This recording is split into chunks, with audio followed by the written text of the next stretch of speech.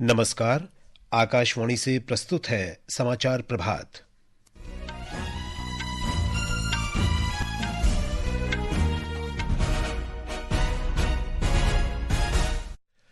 रक्षा मंत्री राजनाथ सिंह ने रूस के राष्ट्रपति व्लादिमीर पुतिन से द्विपक्षीय रक्षा संबंधों के विभिन्न मुद्दों पर बातचीत की। सीरिया में राष्ट्रपति बशर अल असद को सत्ता से हटाए जाने के बाद बढ़ते संघर्ष के बीच सरकार ने 75 भारतीय नागरिकों को सुरक्षित निकाला। मोहम्मद अल बशीर सीरिया के कार्यवाहक प्रधानमंत्री नियुक्त किए गए। चीन ने हांगकांग के मामलों में हस्तक्षेप पर अमेरिका के कर्मचारियों पर वीजा प्रतिबंध लगाने का फैसला किया। राष्ट्रपति द्रौपदी मुर्मू आज नई दिल्ली के विज्ञान भवन में राष्ट्रीय पंचायत पुरस्कार प्रदान करेंगी।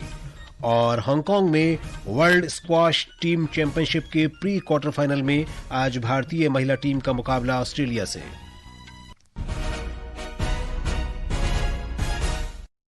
समाचार प्रभात के साथ मैं विशाल शर्मा। रक्षा मंत्री राजनाथ सिंह ने कहा है कि भारत हमेशा रूस के साथ रहा है और भविष्य में भी रहेगा। रक्षा मंत्री राजनाथ सिंह ने कल मॉस्को में रूस के राष्ट्रपति व्लादिमीर पुतिन से मुलाकात की और बैठक के दौरान उन्होंने दोनों देशों के मजबूत मैत्री संबंधों का उल्लेख किया। रक्षा मंत्रालय ने एक बयान में कहा है कि दोनों नेताओं ने द्विपक्षीय रक्षा संबंधों के विभिन्न पक्षों पर बातचीत की। श्री सिंह ने दोनों देशों के बीच साझेदारी और समन्वित प्रयासों से महत्वपूर्ण परिणाम हासिल होने की आशा व्यक्त की। इससे पहले रक्षा मंत्री राजनाथ सिंह ने रूस के रक्षा मंत्री आंद्रे बेलोसोव के साथ सेना और सैन्य तकनीकी सहयोग पर भारत रूस अंतर सरकारी आयोग की 21वीं बैठक की सह अध्यक्षता की। श्री सिंह ने कहा कि भारत और रूस के संबंध बहुत ही सशक्त हैं और दोनों देशों ने विशिष्ट रणनीतिक भागीदारी के दायित्व निभाए हैं। श्री सिंह ने एक सोशल मीडिया पोस्ट में कहा कि इस वर्ष प्रधानमंत्री नरेंद्र मोदी की रूस यात्राओं से ये संबंध और भी सुदृढ़ हुए हैं। सरकार ने सीरिया में हाल के घटनाक्रम के बाद वहां से 75 भारतीय नागरिकों को सुरक्षित निकाल लिया है। इनमें जम्मू कश्मीर के 44 जायरीन भी शामिल हैं जो सैदा जैनब में फंसे थे। इन सभी भारतीय नागरिकों को लेबनान पहुंचाया गया है, जहां से वे भारत लौटेंगे। विदेश मंत्रालय ने एक बयान में कहा कि दमिश्क और बेरूत में भारतीय दूतावासों के समन्वित प्रयासों से सुरक्षित निकासी संभव हुई। सीरिया में भारतीय नागरिकों ने सरकार से उन्हें सुरक्षित निकालने का अनुरोध किया था। विदेश मंत्रालय ने कहा कि सरकार विदेश में रह रहे भारतीयों की सुरक्षा को सर्वोच्च प्राथमिकता देती है। सीरिया में रह रहे भारतीयों को आपात हेल्पलाइन नंबर 963993385973 और ईमेल आईडी hoc.damascus@mea.gov.in पर दमिश्क में भारतीय दूतावास के संपर्क में रहने को कहा गया है। भारत सरकार सीरिया की स्थिति पर लगातार नजर रख रही है। इस बीच इजरायल के लड़ाकू विमानों ने कल सीरिया के सैन्य ठिकानों और कथित रूप से रासायनिक हथियार विनिर्माण अनुसंधान केंद्र पर कई हमले किए। सीरिया में मोहम्मद अल बशीर को अंतरिम सरकार के कार्यवाहक प्रधानमंत्री के रूप में नियुक्त किया गया है। टेलीविजन पर एक बयान में श्री बशीर ने कहा कि वे अगले वर्ष 1 मार्च तक अंतरिम सरकार का नेतृत्व करेंगे। उन्हें कुछ दिनों पहले राष्ट्रपति बशर अल असद को हटाने वाले विद्रोहियों का समर्थन प्राप्त है। दमिश्क में 12 दिनों की आक्रामक कार्रवाई के पहले अल बशीर ने विद्रोहियों की मुक्ति सरकार का संचालन किया था। चीन ने हांगकांग के मामलों में हस्तक्षेप पर अमेरिका के कर्मचारियों पर वीजा प्रतिबंध लगाने का फैसला किया है। हांगकांग विशेष प्रशासनिक क्षेत्र सरकार के अधिकारियों पर वीजा प्रतिबंध लगाने की अमेरिका की घोषणा के जवाब में यह फैसला किया गया है। चीन की विदेश मंत्रालय की प्रवक्ता माओ निंग ने बीजिंग में कल ये घोषणा की। माओ निंग ने कहा कि अमेरिका ने चीन के आंतरिक मामलों में हस्तक्षेप किया है और अंतर्राष्ट्रीय कानून तथा अंतर्राष्ट्रीय संबंधों के निर्धारित मानकों का उल्लंघन किया है।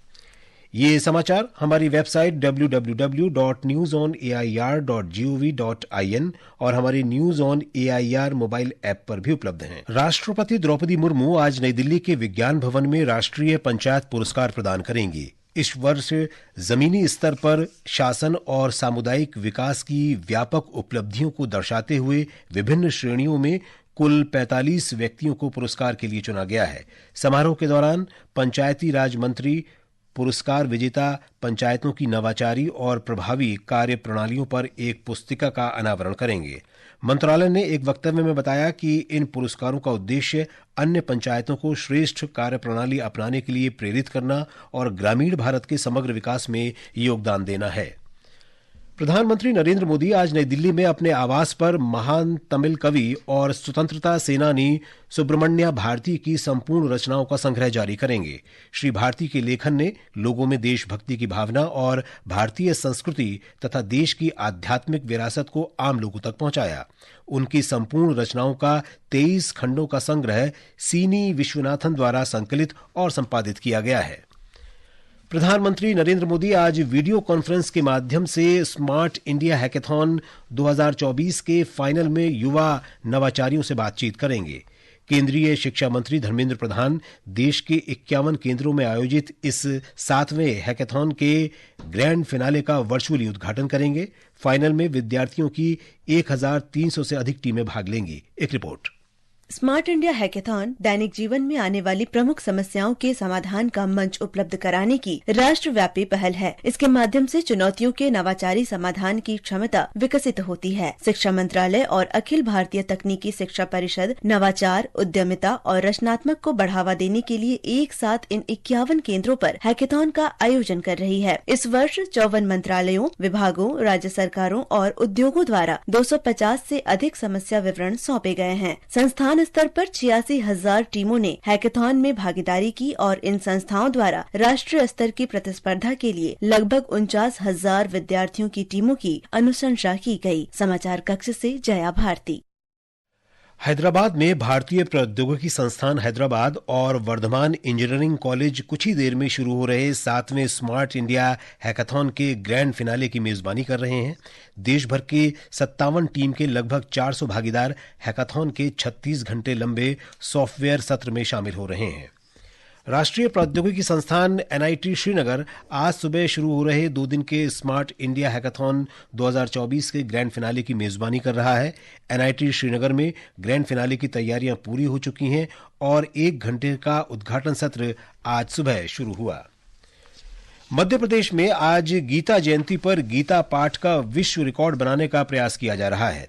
मुख्यमंत्री मोहन यादव ने बताया कि अंतर्राष्ट्रीय गीता महोत्सव के अंतर्गत पहली बार 5,000 से अधिक आचार्य श्रीमद् भागवत गीता के 3 अध्याय कर्मयोग का पाठ करेंगे। मध्य प्रदेश सरकार के द्वारा उज्जैन और भोपाल में एक साथ 5,000 से ज्यादा हमारे सभी भगवत भक्तों के माध्यम से उनके मुखारविंद से गीता का पाठ का वर्ल्ड रिकॉर्ड बनाया जाएगा।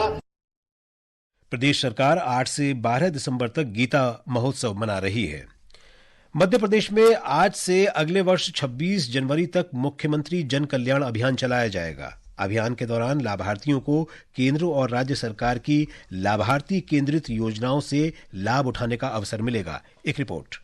मुख्यमंत्री डॉक्टर मोहन यादव ने बताया कि युवा, नारी, किसान और गरीब के कल्याण और विकास के लिए जन कल्याण अभियान चलाया जाएगा। हमने 2 प्रकार के अलग अलग अभियान और पर्व से मनाने का प्रयास किया है। लगातार 40 दिन तक जनता के बीच जाकर के जो वो सारी योजनाओं का लाभ दिलाने के लिए अभियान चलाने का निर्णय किया है। अभियान के अंतर्गत जन कल्याण पर्व में विभिन्न विभागों की गतिविधियों और विकास कार्यों का लोकार्पण और भूमि पूजन भी होगा। साथ ही राज्य सरकार के 1 साल पूरा होने की उपलब्धियों को भी प्रदर्शित किया जाएगा। अभियान में 34 हितग्राही मूलक, 11 लक्ष्य आधारित और 63 अन्य सेवाओं को शामिल किया गया है। अभियान की गतिविधियों की सीएम हेल्पलाइन डैशबोर्ड पर मॉनिटरिंग भी की जाएगी। संजीव शर्मा, आकाशवाणी समाचार, भोपाल।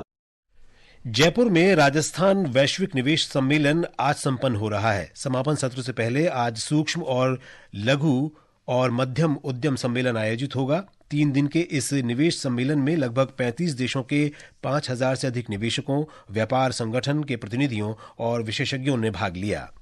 बृहन मुंबई विद्युत आपूर्ति और परिवहन उपक्रम बेस्ट ने पूर्वी मुंबई के उपनगरीय क्षेत्र कुर्ला में हुई बस दुर्घटना की जांच के लिए 4 सदस्यों की समिति गठित की है। समिति जांच में हादसे के पीछे के कारणों का पता लगाएगी। सोमवार शाम को हुई बस दुर्घटना में 7 लोगों की मौत हो गई थी और 42 घायल हैं। और अब खेल खबरों के साथ हैं अभिषेक कपिल।